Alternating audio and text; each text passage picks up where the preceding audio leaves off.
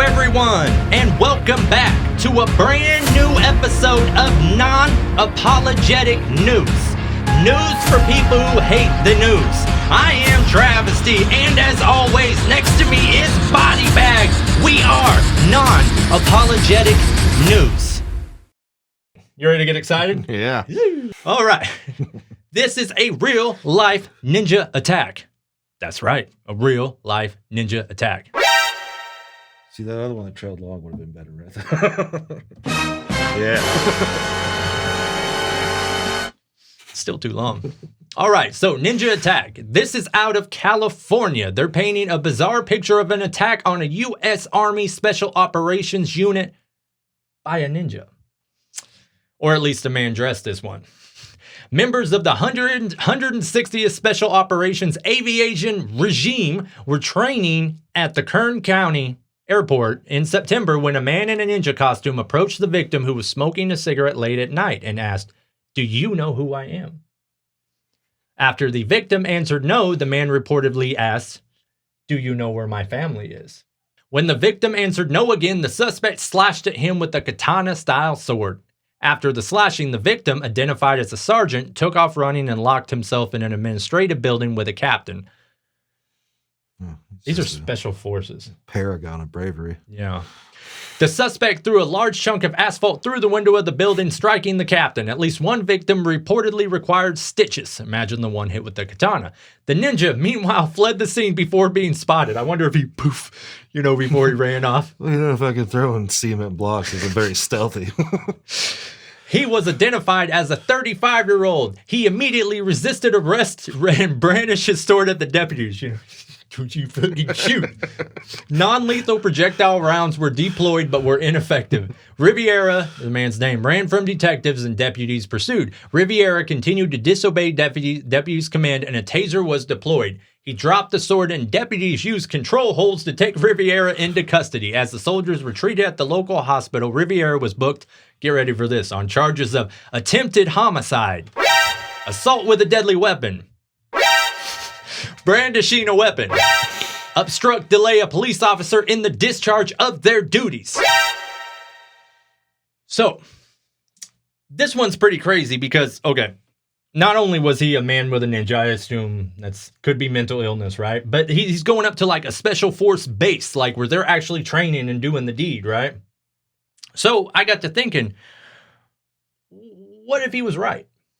Like, what if his family was being held like a Steven Seagal movie by some special forces and all he had was his Sekiro Ninja Gaiden type blade, and he had to, where's my family? Do you know who I am? I'm the man whose family you stole. Cha-ching! And what kind of special forces runs from this man? They're special forces. They should have special forcesly holded him and...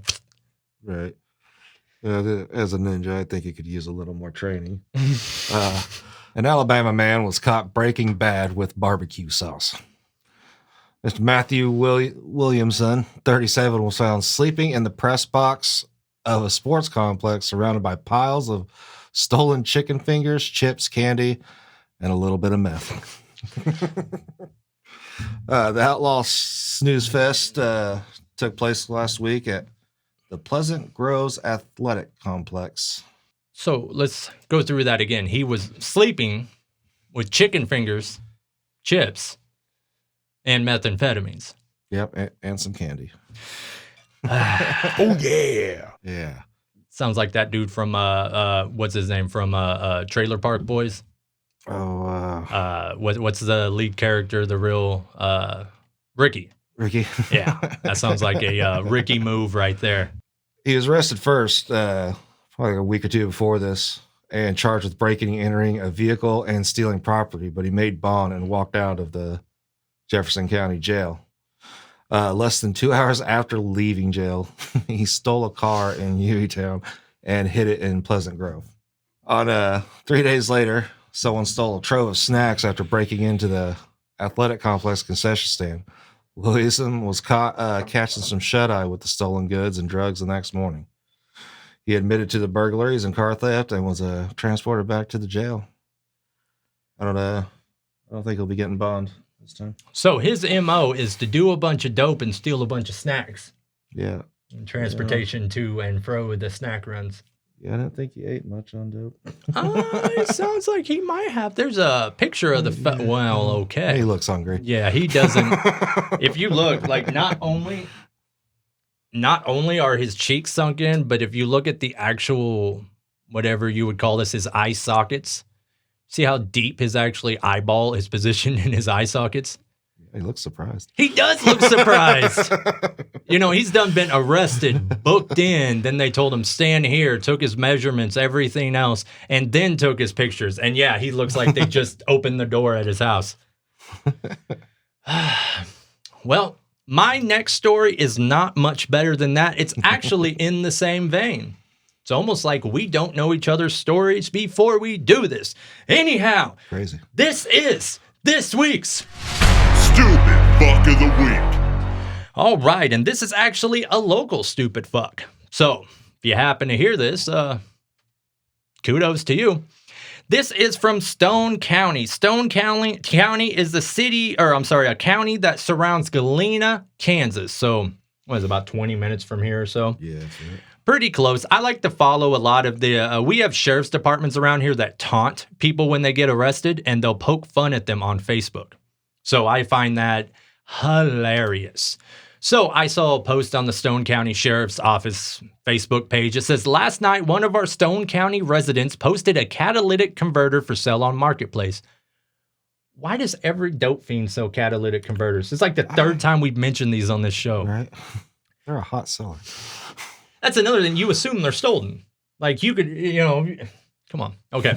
So apparently he must have been under the influence because in the background of his picture he posted, he left his large bag of meth and syringe on the coffee table. The sheriff says he was alerted to this by one of our finer citizens. Snitch. I passed this on to one of our detectives. Today we arrived at this gentleman's house with a search warrant. You could imagine his surprise. He still had 48 grams of meth and a pistol that he is forbidden to own. We now have provided him a new place to stay. Sorry, folks, his catalytic converters are not for sale right now. So, yeah, they like to have fun over there at Stone County. Now, what we're going to do is we're going to pop up the picture that he posted online when he was selling these items. So, he posted this right here. And it's actually, it's a well-lit shot. You can see he has his light over here, he's ready to rock and roll. But if we look right over there, see that big-ass bag? And there's his syringe. You got the spoon there, too? Oh, yeah, he's loaded up and ready to rock and roll so he can get that catalytic converter to you and installed in record time. Now, after they left the guy's house, they posted this. So he had his gun and he has his meth. Now, in proportion, see, I own that gun. That's a Taurus M85. I actually have that gun next to my bed in like a bed holster, and then I have the shotgun above my head. I am fully surrounded. Anywho, this is a Taurus M85, and it is a snub nose, but it's a fairly good sized gun, and that's a fairly good sized bag of meth. On that note, if anybody's looking for a cheaper firearm, you can't go wrong with revolvers for one, and the Taurus M85. And they actually have the M856 now, I believe they call it, which is 6 rounds. It's a 38, 38 special. Now, it doesn't look so gaudy as you guys see here with this gold-plated nonsense, I actually have an awesome grip for it that if you look at the top of the grip here, right underneath the trigger guard, you can get ones that cut right up in here. No one's going to be able to see this, but ones that cut right up in here and give you an extra inch to hold on to it. Yeah, it's an amazing little firearm. $250 or so, at least in Missouri it is.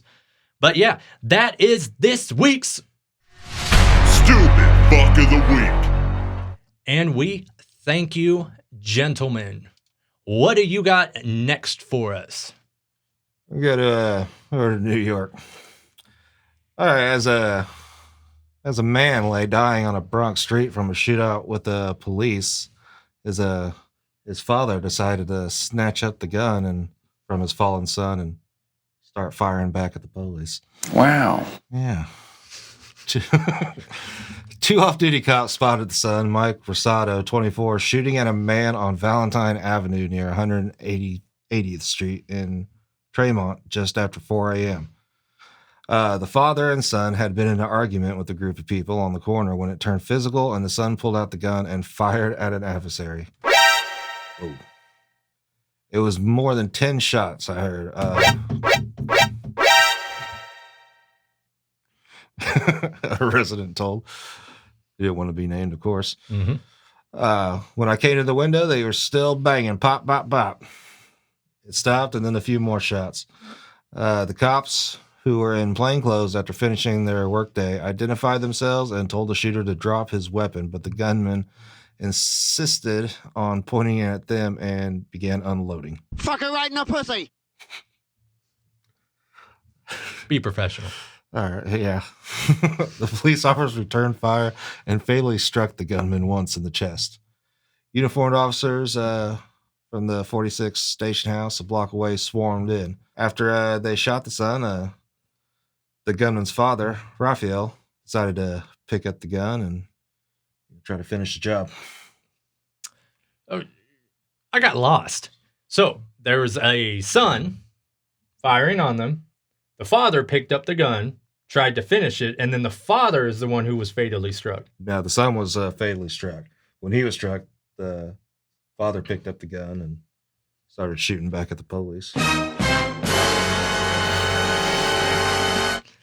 We got to cut that one off. That one trails on way too long. But that's what a father's love's really all about. Yeah. Right? I mean, I couldn't imagine fucking seeing your kid get shot right in front of you. Pretty fucked. That is the world we live in, though. Sometimes you get shot. Sometimes you keep guns to shoot other people during your catalytic converter / methamphetamine cells. All right. Circle of life. I want to talk about a company called D-Brand and their shenanigans. Now, have you heard of D-Brand? No. D-Brand sells like skins and accessories like for your laptop, your cell phone, in this case, your video games. They sell Switch skins, whatnot. Anyhow, when the PS5 launched, for anyone who doesn't know, the PS5 is ugly. Okay, it's bright white. It has these big wings that look like it's about to flap off your entertainment center. So D-Brand came out with what they call dark plates. As you guessed it, you pop those plates off, you put the black ones on, and you don't have such an ugly $550 console. So Sony's not happy. Sony hasn't been happy. So they winded up taunting Sony, okay? So they put these up like 8 months ago, and at the top of the webpage, it says, Sony, I dare you to sue us. And if memory serves, they did get taken down for a while. And then when they went back up, I went on a waiting list and I actually wound up getting a set of these. So as you would imagine, PlayStation has now, Sony perhaps anyways, has now said that they are infringing on their copyright and has issued D-Brand a cease and desist letter telling them to stop everything. Now, when they first came out, right underneath where it said, I dare you to sue us, it said, with the release of dark plates, the unthinkable has happened. We've taken Sony's monumental achievement in bad design and fixed it. We can only assume that our prizes are in the mail. So that's the kind of taunting they've been doing for 8 months. Go ahead and sue us. I started looking into this a little bit, and Sony issued this cease and desist quite a while back, so it must be approaching the date where they have to comply with it, right? But we're going to follow this story. What's that? Just now. What do they look like? Oh, all right. So apparently, if you go to D-Brand's website right now, they have the Dark Plates 2.0 up there. And they are rounded dark plates. So I don't know if that is intellectually different enough for them to stop another lawsuit. My advice is if you guys want one of these, go get them right now. Because I have them. I don't have whatever the new fancy rounded is, but I have the typical blacks, and they're awesome. They're just as thick as the PlayStation ones. They work great. You snap them off real quick. You snap them back on. It's nothing to do. They are a little bit pricey, but I've heard that if you go with like the eBay $10 ones, that they're just thin, they're floppy, they snap, they break. I thought I saw something earlier when I was on Facebook about them dropping plates so many months after someone else did or some shit. So there was another company called it was something to the Pimp My Plates or something to that effect that were selling them originally, and I knew that got taken down as well. But D-Brand has been doing these in waves where you have to go on a waiting list, which I would assume if we go to their website right now, that's what we'll see is get on a waiting list. They are expensive though, they're about $50. But I think they're worth it, and whatever happens with the story, we are going to stay on it. But on that note, just like a ninja who attacks and disappears, we are out this bitch. We will be back here next week and every week thereafter. We are non-apologetic news, and other than us, don't watch the news. Non-apologetic news. Non-apologetic news.